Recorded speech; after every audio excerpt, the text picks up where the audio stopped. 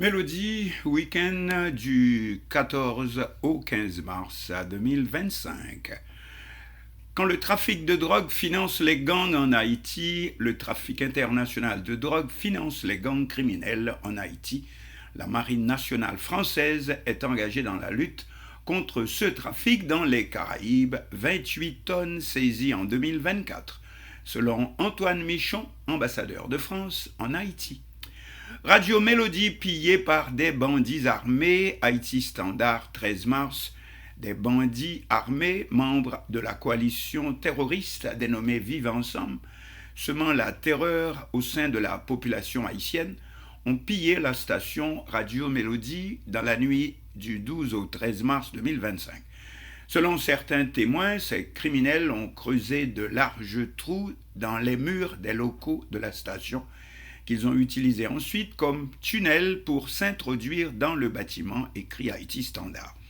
D'après des informations recueillies par la rédaction de cette agence, les assaillants ont envahi la zone en pleine nuit à bord de camionnettes avant de s'introduire dans plusieurs bâtiments du quartier qui avaient été désertés par leurs résidents avertis. Toutefois, aucune victime n'a été enregistrée lors de cette intrusion et aucun employé de la radio n'était présent sur les lieux.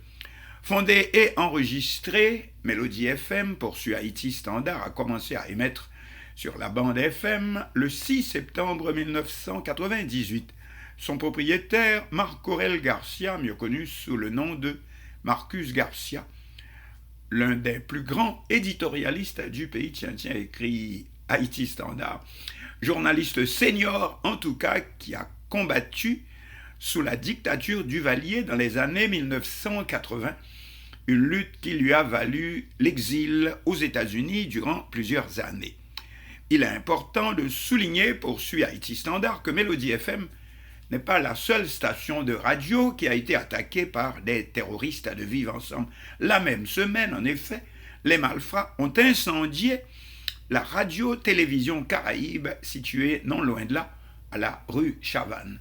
Parallèlement, ils continuent de talonner les habitants de Carrefour-Feuille et ses environs qui ne cessent de fuir la capitale Port-au-Prince. La faculté des sciences humaines fermée pour cause d'insécurité avec radiographie, Samuel Céliné, les bandits armés continuent de semer la terreur dans la zone de l'avenue Christophe au centre-ville de la capitale, en dépit des interventions des forces de l'ordre. Devant cet état de fait, la faculté des sciences humaines de l'Université d'État d'Haïti a annoncé la suspension temporaire de toutes ses activités administratives et académiques, au moins jusqu'au 31 mars 2025.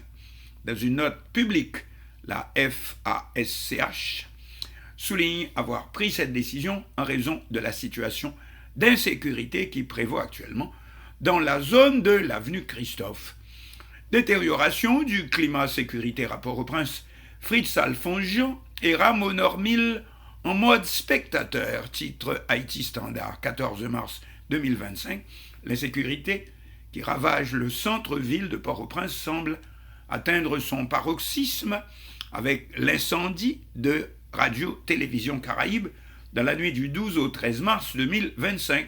Ajoutez à cela les actes de pillage et de vandalisme perpétrés à l'intérieur des locaux de Radio Mélodie à la rue Capois, à quelques pas de la RTVC, Radio-Télévision Caraïbe, située à la rue Chavannes.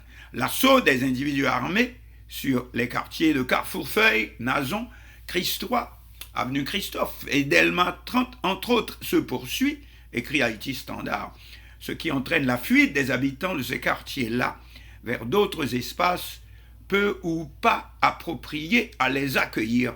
Fait surprenant dans cette nouvelle vague d'insécurité qui secoue la capitale haïtienne, c'est le mutisme, voire l'inaction du coordonnateur du Conseil présidentiel de transition, Fritz Alfonjian, et du directeur général AI de la police nationale d'Haïti, PNH, Ramon Normil.